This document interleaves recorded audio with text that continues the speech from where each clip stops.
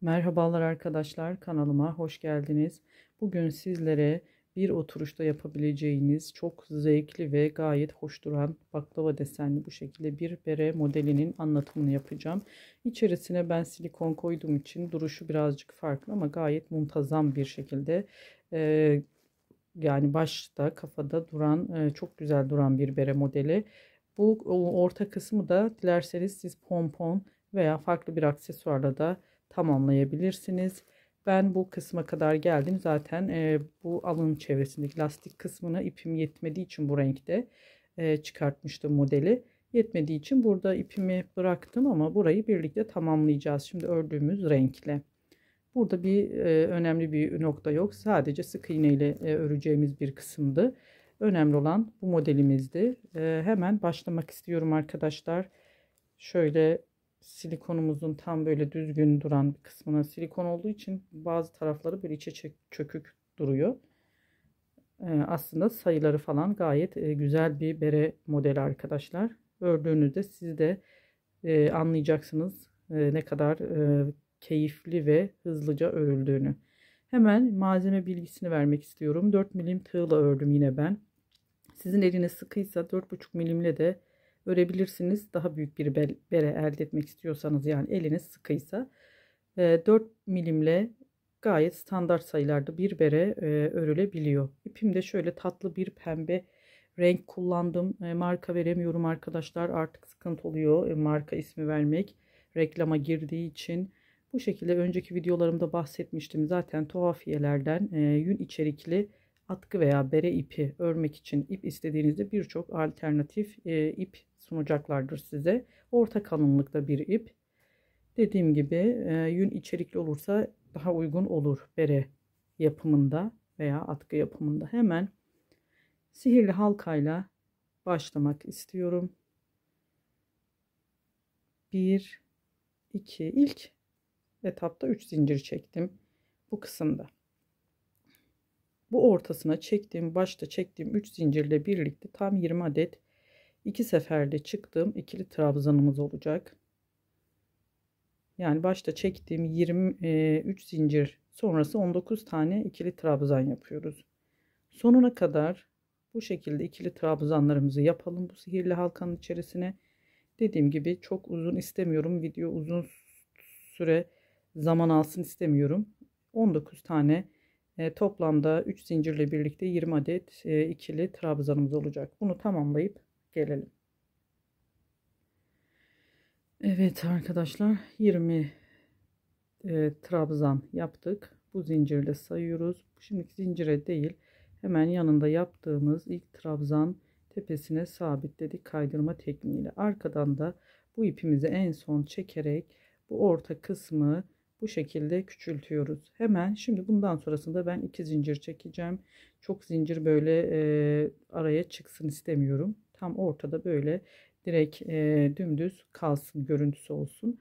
Şimdi 2 zincir çektim. Hemen birleştirdiğim yere, aynı yere bir ikili trabzan yapıyorum.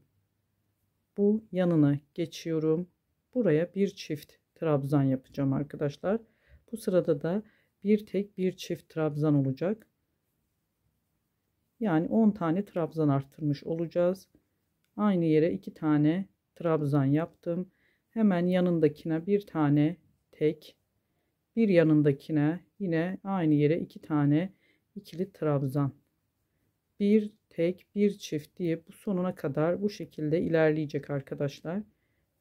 Bir tane daha ördüğüm zaman şimdi göstereceğim size. Aynı yere 2 tane trabzan. Bakın başladım, bir çift, buraya tek yaptık önce 3 zincirimizden sonra bir çift, bir tek, bir çift, bir tek, bir çift, sonuna kadar gelelim. Bu son battığımız yerde çift denk gelecek. Hemen birlikte devam edelim. Evet, bakın çiftimi yaptım.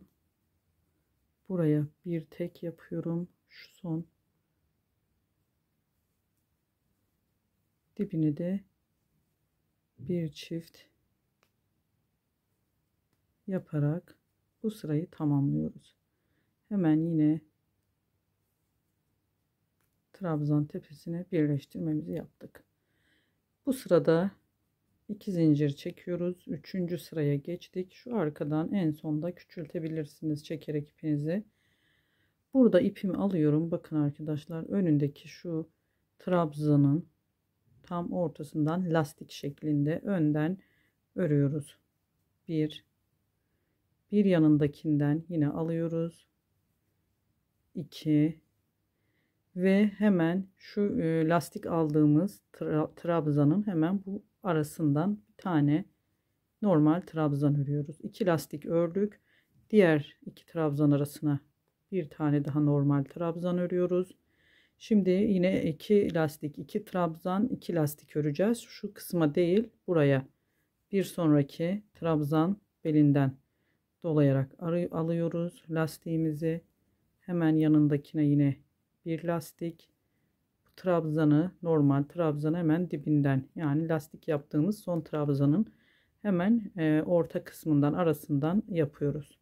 Zaten görüyorsunuz arkadaşlar, göstereceğim. Lastiğimizi 2 trabzan yaptık. Buna değil, bir yanındakinden başlıyoruz. 1, diğer yanındakinden 2 tane normal aradan bu şekilde trabzanımızı yapıyoruz. Bu sırayı da bu şekilde tamamlayacağız. 2 lastik, 2 trabzan, 2 lastik, 2 trabzan, 2 lastik şeklinde sonuna kadar gelelim arkadaşlar. Evet arkadaşlar, bakın 2 lastik, 2 trabzan ördük. Yine sonunda 2 lastiğimizi örüyoruz. Burada ördüğümüz lastikler arkadaşlar, şu kısma da batalım. Baklava dilimlerimizin o dilimlerin şeyini oluşturacak. Yani şu yol çizgilerimiz oluşturacak desenlerimizin ilerleyeceğimiz yönümüz yani. Şimdi 2 lastik yaptım. Zaten burada 2 zincir çekmiştim başta. Burada hemen buraya bir tane trabzan yapıyorum. Bu 2 zincirimizi de biz trabzan olarak kabul edeceğiz. Aralarda 2 tane trabzan yapıyorduk ya. Burada bir tane yapıyoruz bitiminde. Bunu da trabzan olarak kabul ediyoruz ve eklememizi burada yapıyoruz. Hemen birleştirdik. Bakın 2 trabzan olmuş oldu burada. Hemen 1-2 zincir çekiyoruz. Bir üst sıraya geçiyoruz. Burada yine lastiğimizi lastik olarak örüyoruz. Bu önden 2 tane olan lastik kısımlarını aynı şekilde önden alarak örüyoruz. Bu şekilde ilerleyeceğiz. Hemen tekrar bu araya bir tane trabzan yapıyoruz. Bu boşluğa bir tane trabzan yapıyoruz.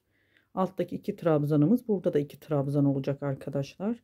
Arttırmamız bir üst sırada olacak. Yani 2 sıra aralarda 2 trabzanımız olacak. Buraya batmadan direkt bakın hemen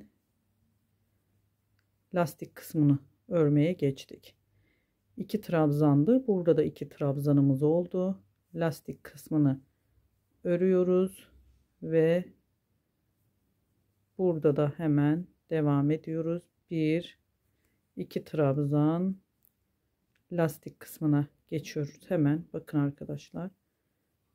Bir lastik ördüğümüz kısımlar zaten kendi belli oluyor arkadaşlar. Farklı bir görüntüsü oluyor. Şöyle çevirdiğinizde göreceksiniz.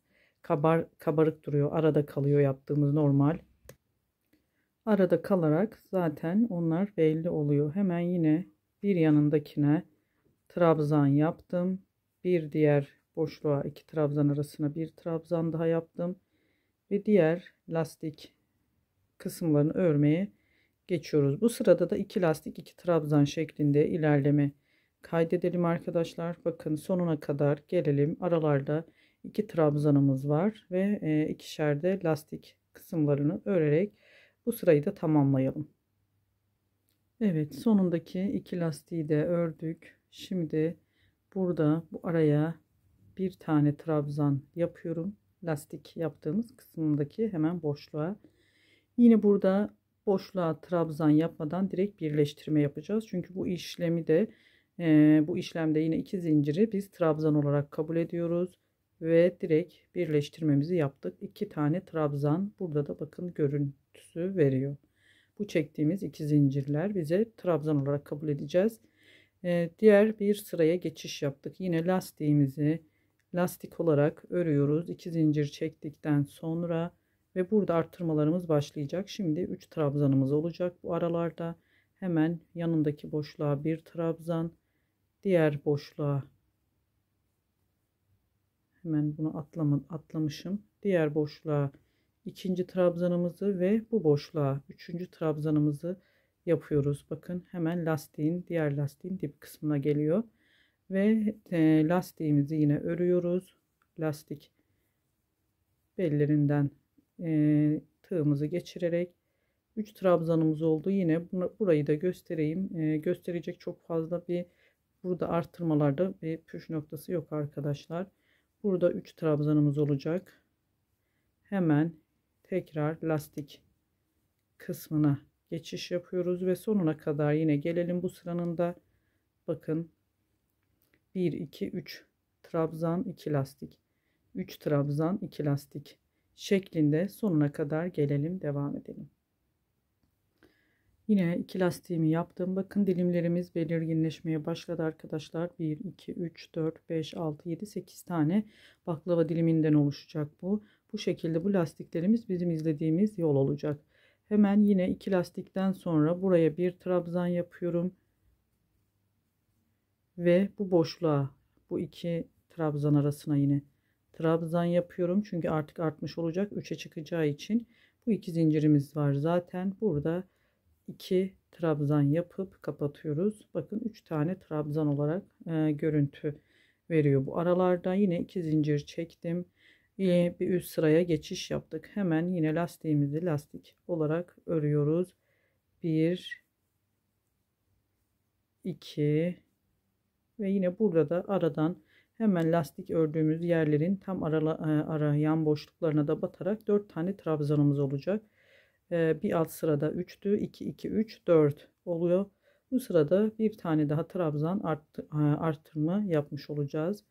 Bakın dördüncüyü de yaptım. 4 tane trabzanımız oldu. Hemen lastikleri örüyoruz. 1 2 lastik ördük. Şimdi 4 tane trabzan. Bu şekilde arkadaşlar 7 arttırmaya kadar, yani bu aradaki trabzanlarımız 7 olana kadar, 7 tane trabzan olana kadar örmeye devam edelim. Bundan sonra zaten gösterdiğim sonlarda da nasıl yapacağımızı, birleştirme yerlerini, başlangıç yerleri, bu şekilde buraya kadar nasıl yaptıysak bundan sonra 7 arttırma olana kadar bu şekilde devam edecek. 1 2 3 4 oldu. Üst sırada 5 6 7 olana dek. Sonlarına zaten geldiğimiz 2 lastiğimizi yapıyoruz. Bu 2 zinciri de biz trabzan olarak saydığımız için bu sonlarda, bu başta 4 trabzan yaptıysak bu sonuna 3 tane trabzan denk getireceğiz ki bu 4 tane yaparsak zincirle birlikte 5 trabzan arttırmış oluruz sonlarda. Buraya dikkat edelim. Sonlarda bu zinciri de sayalım trabzan olarak arkadaşlar. Arttırmalarımızın sayısını ona göre net bir şekilde, yani sayarak ilerleyelim, hesap ederek. 7 arttırma olana kadar ben göstereyim bu şekilde, bakın. 1 2 3 4 5 6 7. 7 arttırma olana kadar devam ediyoruz. Zaten baklava dilimimizin tam böyle genişlediği kısma kadar arttırmamız oluyor. Ondan sonrasında da eksiltme yaparak devam edeceğiz. Bu şekilde ilerleyeceğiz. Biz bunu birlikte örelim. 7 arttırma olana kadar, sonrasında birlikte devam edelim arkadaşlar. Evet arkadaşlar. Bakın sonuna geldim. Yine birleştirdim. 1 2 3 4 5 6 ve bu iki zincirle birlikte 7 tane trabzan arttırmamızı yaptık. 1 2 3 4 5 6 7. 2 lastik 7 trabzan olarak bu şekilde arttırmalarımızı, bakın beremizde zaten şekil almaya başladı. Bu baklava dilimlerimiz, hemen bundan sonra artık değişiklikler olacak. Buradan başlayalım bir üst sıraya. Öncelikle bu ilk lastikle 2 zincir çektik. Bir tane ördük. Yine aynı lastiğe bir tane daha lastik örerek başlıyoruz. Yani bu lastiklerin her birine 2 tane trabzan yapıyoruz. Yine aynı yere 2 trabzan yaparak Bakın buradan sonra şimdi bu 7 arttırma trabzanımızı da 6'ya düşüreceğiz. Lastik kısımlarını ördük ve bu son, arttırma yaparken alt sıralarda bakın hep bu ara boşluklara batıyorduk buralara. Şimdi buraya batmadan bir sonrakine trabzan yapıyoruz. Ara boşluğa batmıyoruz. 1 2 3 4 5 ve 6 tane trabzanımız olacak arkadaşlar. Yine geldik 2 lastiğimize, buraya batıyorduk normalde, burada da yani hem başlarken hem sonda bu diplerine batmıyoruz artık.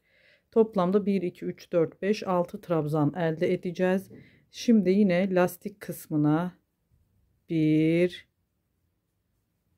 aynı yere 2 tane yaparak bu kısımda üst tarafa doğru ayrımlarımız olacak. Yol ayrımlarımızı bu sırayı bu şekilde yapıyoruz. Yine aynı dip kısmından değil, bir yandakinin ara boşluğuna trabzanlarımızı yapıyoruz. 6 tane trabzan olacak bu şekilde. Sonuna kadar böyle gelelim. Ve 6, bakın 1 2 3 4 5 6. trabzanımı yapıyorum. Burada bu dibe batmadan hemen lastik alıyoruz. 6 trabzana düşürdük. Lastiklerin her birine 2 tane trabzan yapıyoruz. Yani arttırmış olacağız. Burada aynı yere bir tane daha ve devam ediyoruz. Sonuna kadar bu şekilde ilerleyelim arkadaşlar. Hemen sonrasında devam edeceğiz üst sıraya gelince. Evet arkadaşlar, bakın son sıraya da geldim. 1 2 3 4 trabzan yaptık. 5. yapıyoruz. Bu sırada 6 trabzan olacak aralarda. Hemen buraya yapmıyoruz. Bu boşluğa artırma yaptığımızda bu boşluğa da yapıyorduk. Bu boşluğa yapmadan 2 zincirimizi trabzan kabul ediyoruz ve hemen birleştiriyoruz. Burada da bakın 1 2 3 4 5 6 trabzanımız oldu. Hemen üst sıraya geçtik. Buralarda çift batmıştık. Üst sıraya geçiyoruz ve önce şu ilk yaptığımız lastik, yani bu tek lastiğe 2 tane trabzan yapmıştık. Buna bir tane lastik yapıyoruz ve sonra yanındakine yine sonraki yaptığımız lastiğe burada 2 lastiği yani artırmış oluyoruz. Artık çift çift ilerleyeceğiz ve bu araya bir tane trabzan yapıyoruz boşluğa ve yine ilk önce şu ilk yaptığımız altta olan lastiğimize, trabzanımıza belinden doluyoruz. Sonra üsttekini dolayarak bu şekilde, bakın 2 lastik oldu, yine bir trabzan 2 lastik.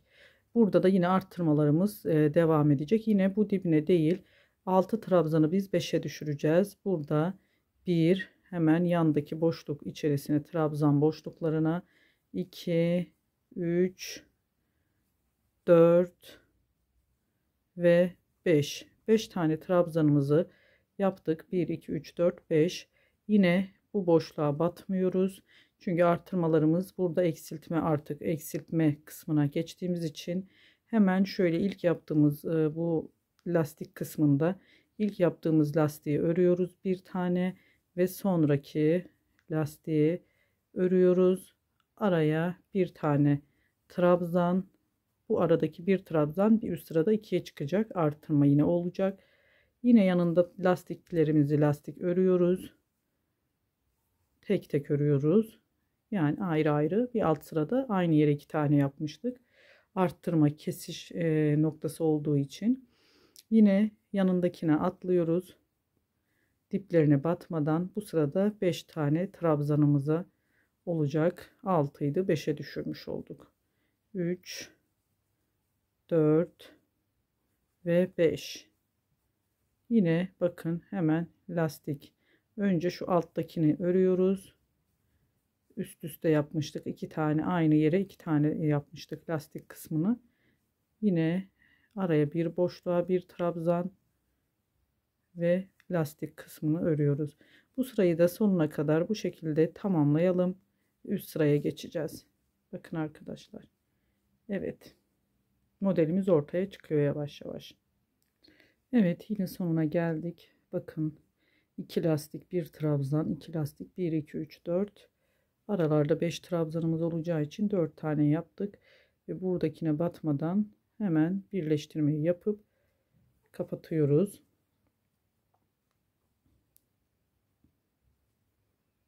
Bu şekilde 1 2 3 4 5 tane elde etmiş olduk. Şimdi tekrar 2 zincir çektim arkadaşlar. Ve yine lastiğimi örüyorum. Avuç içi terlemesi olduğu için yine tığım ses çıkarmaya başladı. Bu şekilde yanındakine de lastik örüyoruz. 2. Bu lastiklerimiz yine bu şekilde ayrılarak devam edecek. Bu arada bir tane trabzanımız vardı. Bakın hemen bu boşluğa yine lastik kısmında yaptığımız bu boşluğa bir trabzan, yanındakine bir trabzan, 2 trabzan olmuş oldu, arttırmış olduk. Lastiklerimizi yine lastik olarak örüyoruz.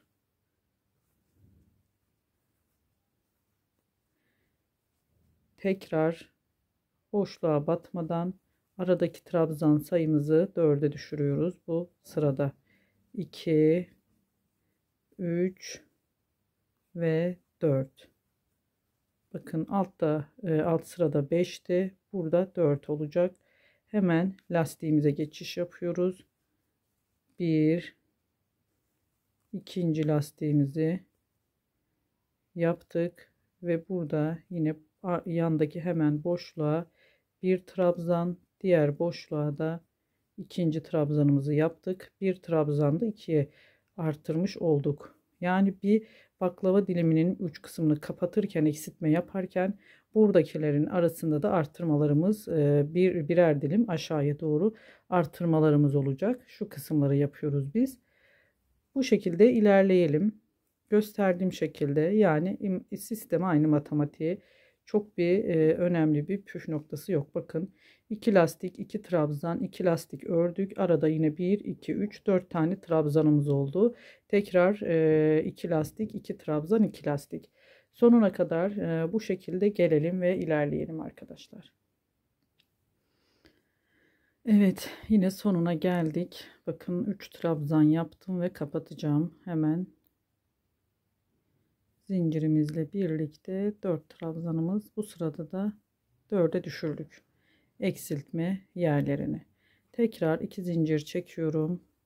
Zaten şu anda da öğrenenler gayet bunun tekniğini anlamıştır. Çok basit ve zevkli bir şekilde ilerleyen bir bere modeli. 2 lastiğimi yine yaptım. Burada 2 trabzanımızdı. Şimdi bunu 3'e çıkaracağız. Hemen lastik diplerini batıyoruz. 1 2 trabzan arasına bir tane trabzan yaptım ve bir diğerinin yanına, yani bakın lastik hemen diplerinden trabzanlarımızı 1 2 3'e çıkardık. Lastiğimizi hemen alıyoruz. Burada önden dolayarak belinden 2 tane örüyoruz ve burada da 4'tü 3'e düşüreceğiz arkadaşlar trabzanlarımızı. Diplere batmıyoruz burada. Bu arada arttırmalarımız olurken diplere, eksiltme yaparken lastik ördüğümüz kısımların diplerine batmadan ilerliyoruz. 3 tane oldu. 1 2 3. Yine hemen dibine batmadan direkt lastiğimizi alıyoruz. 1 2 ve kenarına hemen burada arttırmamız olacağı için lastik dibinden 2 trabzan arasına 2, yine diğer lastiğin dibinden 3 tane trabzanımız oldu. Burada yine lastiğimizi örüyoruz. Diğer lastiğimizi de örüyoruz. Bu sırayı da bu şekilde tamamlıyoruz arkadaşlar. Bakın bir baklava dilimimiz eksilerek kapanırken diğer bir dilim arttırarak açılmış oluyor. Yani burada dilimlerimizi genişletmiş oluyoruz. Sonuna kadar örelim, devam edelim. Evet, sonuna geldik. Yine Bu sıramızın da 2 trabzan yaptım ve hiç araya batmadan burada 3 trabzana düşürdüğümüz için kapatıyorum. Bakın 3 trabzan oldu. 4 3 diye ilerliyoruz. Yine 2 zincir çektim. İpimi takıldı arkadaşlar. Aynı şekilde trabzan lastiklerimizi örerek başlıyoruz. Burada da bir tane göstereyim. Zaten anlaşılır oldu artık. Burada 3 trabzanda yine lastik hemen yaptığımız diplerden trabzan yaparak ara boşluklara da trabzan yaparak burada 4 trabzan olacak. Dördüncüyü yaptım. Bakın 1 2 3 4 tane trabzanımız oldu ve burada yine lastiğimizi örüyoruz. İlk lastiği ördük. İkinciyi de ördük. Bu şekilde bakın genişlemeye başladı. Hemen 3 trabzanlık bu baklava dilimimizin azaltma kısmına geçtik. Bunu ikiye düşürecek. Bu sırada ikiye düşüreceğiz. Yine diplerine batmıyoruz. 2 tane yaptık ve hemen direkt lastik olan kısmına geçiş yaptık. İkinci lastiğimizi örüyoruz. Yine burada artırmalarımız hemen lastik diplerinden trabzan yaparak ve trabzan boşluklarına 2 3 ve 4 trabzanımızı yaptık. Yine lastiklerimizi örüyoruz. Bu sırayı da sonuna kadar tamamlayalım ve bir üst sıraya geçiş yapacağız. Bakın bu sırada gayet baklava şeklinde dilimlerimiz daralmaya ve bu kısımlarımız da genişlemeye başladı. Örelim, devam edelim. Evet, yine sonuna geldik arkadaşlar. Bakın burada yine bir tane trabzan yaptım ve birleştireceğim. 2 tane zaten trabzanlarımız ikiye düştü bu kısımda. Evet, görmüş olduğunuz gibi 1 2 1 2 artırmalarımız 4, eksilttiğimiz trabzanlar 2'ye düşürdük bu sırada. Bir üst sıraya geçiyoruz. Yine 2 zincir çekerek lastik örerek başlıyoruz. İlk lastiğimizi ördük. Yani çok göstereceğim bir şey yok. Zaten artık anladınız. Hemen burada yine diplerinden başlayarak trabzanlarımızı örüyoruz. 4'tü 5 artırma. 5'e çıkacak burada trabzanlarımız. 2 3 4 hemen lastiğin diğer dip tarafından 5 tane trabzanımız oldu ve lastiklerimizi de önden alıyoruz. 1 2 eksiltmemiz de 1'e düşecek. Bakın 1 2'yi de hemen bu diplere batmıyoruz. Direkt bu iki trabzan arasına bir trabzan yaparak burada eksiltmiş olduk. Yine lastiğimize geçiş yapıyoruz. Hemen bir trabzana düşürdük. Diğer lastiğimizi yapıyoruz. Bu sırayı da bu şekilde tamamlıyoruz arkadaşlar.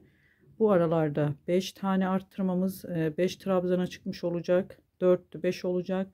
Eksiltirken de şu boşluğa bir tane trabzan yaparak eksiltmemiz de 1'e düşecek. Devam edelim sıra sonuna kadar ve ilerleyeceğiz. Evet, sonuna geldim. Yine bakın burada 2 artırmaydı. Şimdi 1'e düşürdüğümüz için göstereyim. Bu sırada 1'e düşürdük. Sonunda 2 lastiğimi yaptım yine ve hiç trabzan yapmadan bu 2 zinciri trabzan zaten sayıyoruz. Direkt birleştiriyorum. Hiç trabzan yapmadan bakın 2'yi 1'e düşürmüş olduk. 1 2 zincir çektik ve yine bu sırada bir lastiklerimizi yapıyoruz.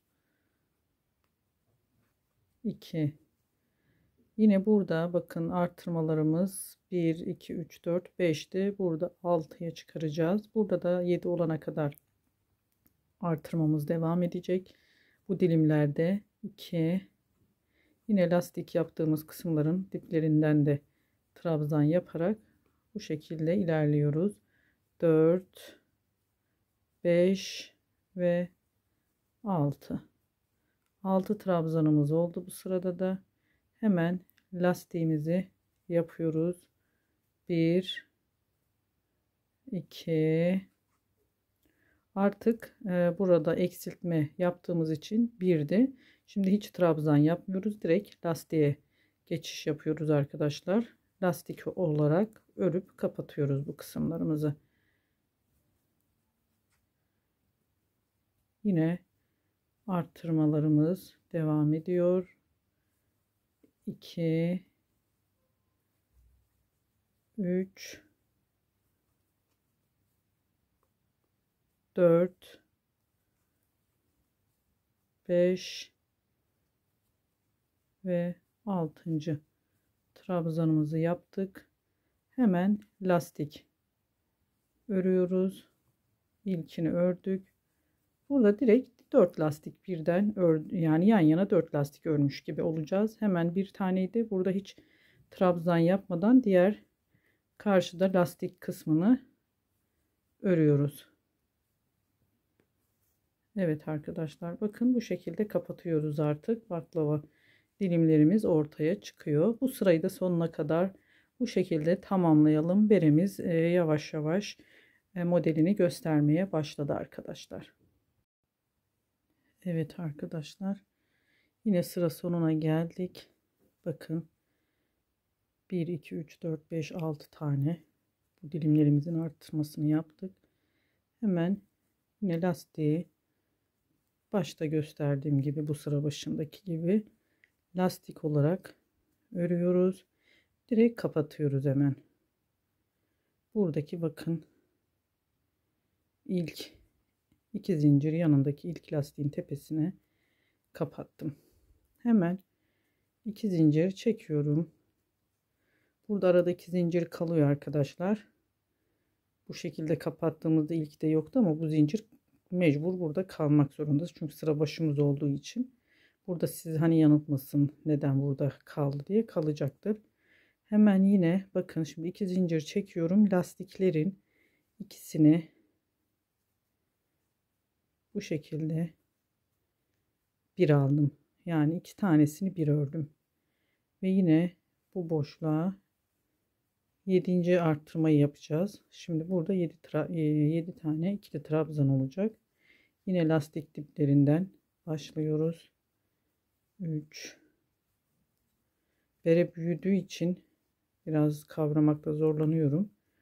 O yüzden de biraz ağır ilerliyor bu sıralarda. Hem ipi parmağıma dolamam hem bereyi birlikte götürmem zor oluyor arkadaşlar. 1, 2, 3, 4, 5, 6, 7. Bakın geldik yine 2 lastik yapmıştık. Şimdi bunları, bu lastiğin ikisini bir örüyorum. Burada da yine ikisini bire düşürerek bir taraftan arttırırken bu taraftan yine eksiltmelerimiz devam ediyor. Hiçbir şey yapmadan direkt diğer lastikleri de ikisini de bir ördüm. Bakın hemen yine aynı dip kenarından lastiklerimizin ördüğümüz şu boşluktan trabzan yaparak devam ediyoruz. Yine 7 adet trabzanımız olacak. Burada da arttırmamız sonuydu. Yine 7 arttırmaya kadardı. Zaten üst sıraya kadar örelim. Sıra sonuna kadar. Evet. Bir üst sırayı birlikte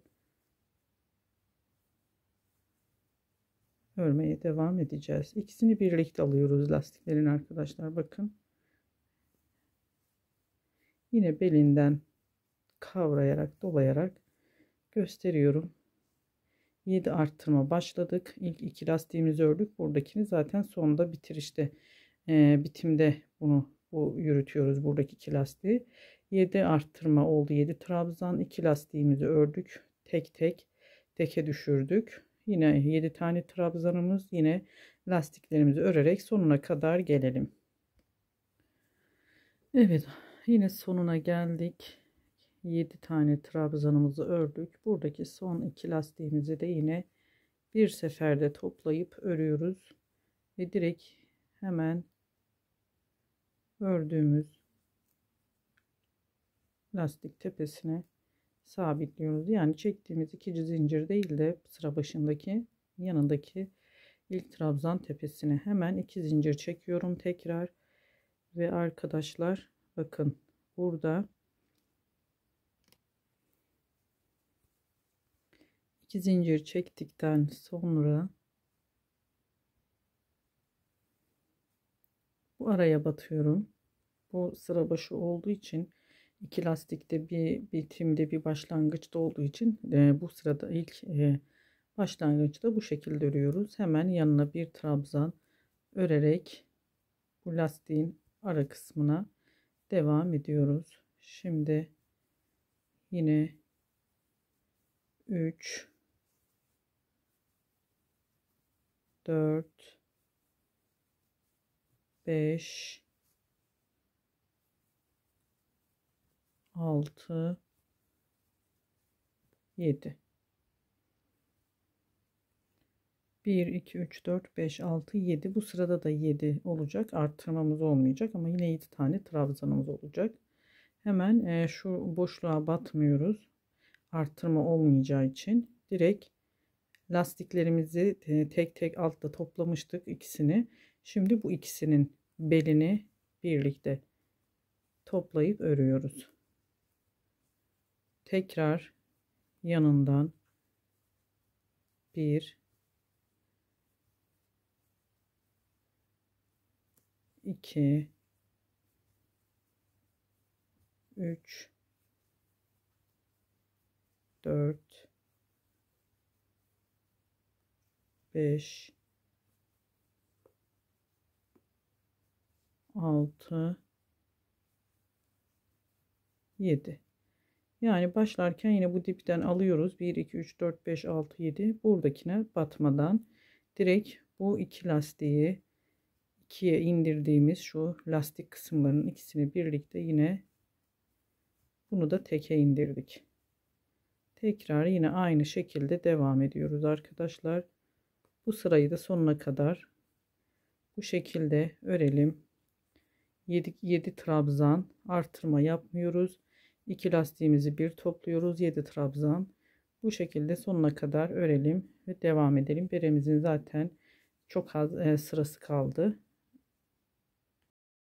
Evet arkadaşlar, sonuna yine geldik. Bakın 2 lastiği yine buradaki teke indirdim. 1 2 3 4 5 6 7 tane trabzan yaptım. Sonundaki bu lastiği öremeyeceğimiz için hemen direkt buradaki boşluklara hiçbir işlem yapmadan 2 zincir çekmiştik. Bu zincir değil de ilk yaptığımız trabzanın tepesine birleştirdim. Burada kısmı bu şekilde kapattık.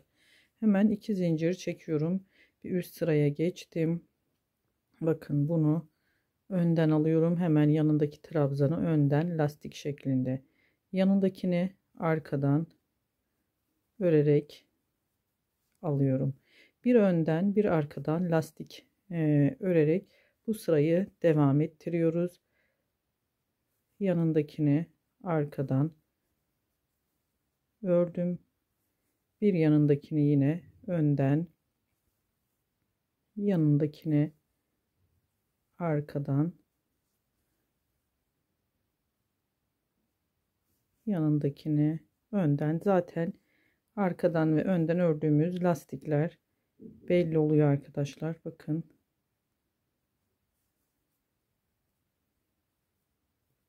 Takılmayalım. Bu şekilde sıra sonuna kadar devam edelim. Bunu arkadan, yanındakini önden örüp sıra sonuna kadar bu şekilde lastik örelim ve devam edelim. Sonuna geldim. Arkadaki lastiğimi ördüm. Bu sondakini de önden alıyoruz. Sonunda bir tane ön lastik denk gelecek. Zaten 2 zincirimiz vardı. Hemen buraya sabitledim. 2 zincir çektim ve son sıralarımıza yaklaştık artık arkadaşlar. Şimdi bu sırayı da komple arkadan öreceğiz. Arka lastik olarak. Yani hem önden ördüğümüzü hem arkadan ördüğümüzü arkadan örerek bu sırayı da tamamlayacağız.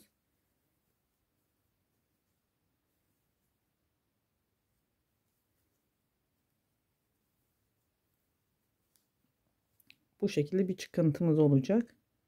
Belirginleşmiş olacak. Bundan sonra beremizde 5 sıra sık iğne örüp tamamlayacağız.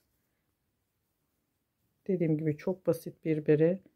Hiçbir tane trabzan atlamıyoruz arkadaşlar. Hepsini trabzanların altta ördüğümüz, alt sıralarda ördüğümüz trabzanların hepsini arkadan lastik örerek bu sırayı da sonuna kadar tamamlıyoruz. Bakın bu şekilde bir görüntümüz olacak. Sonuna kadar gelelim. Arkadan lastiklerimizi öreceğiz ve devam edelim. Sonuna geldik. Yine son lastiğimi de arkadan örüyorum. Altta en sonu önden almıştık bu lastiği. Hepsini arkadan alarak ördük. Ve yine bakın ilk 2 zincir değil çektim. Yanındaki ilk ördüğüm trabzan tepesine sabitledim. Bir zincir çektim. Bakın arkadaşlar bu kısmı lastik kısmını artık öreceğiz beremizin. Ve bundan sonra söktüm, kusura bakmayın yanlışlıkla. Bundan sonra 5 sıra sık iğnemiz olacak.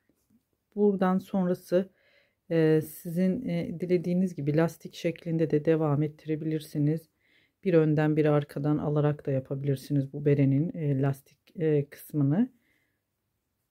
İsterseniz sık iğne de daha geniş olsun istiyorsanız 5 sıra öreceğim ben. Siz 6 sıra ya da dediğim gibi bu yapacağınız kişiye bağlı.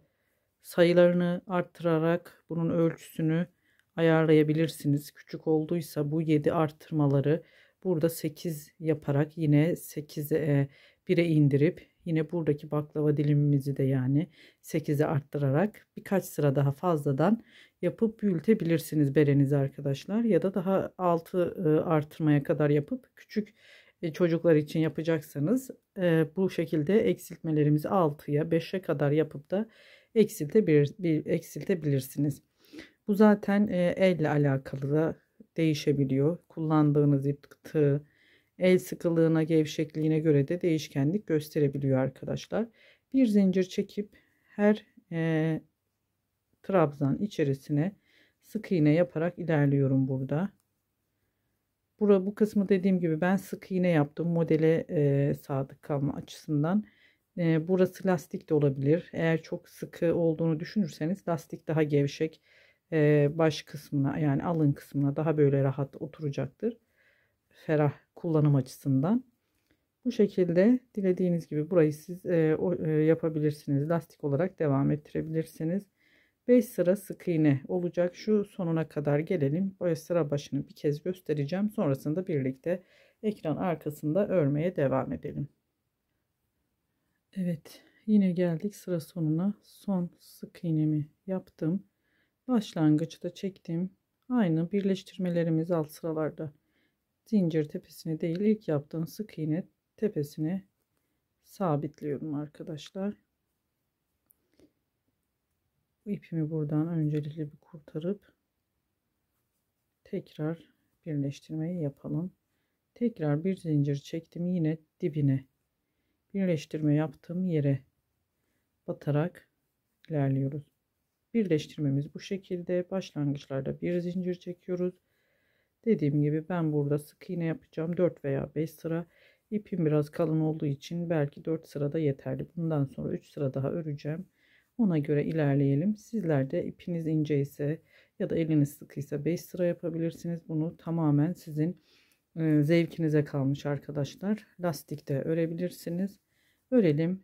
Sık iğne kısmını da devam edelim. Evet arkadaşlar, tamamladım. 4 sıradan yaptım ben bu sık iğneyi. İpi de arkaya kesip attım. Sizde 5 sırada olabilir. Dediğim gibi benim ipim biraz kalın olduğu için bu şekilde beremi gerek duymadım. Şöyle düz halinde görün istiyorum. Çok güzel bir bere modeli oldu arkadaşlar.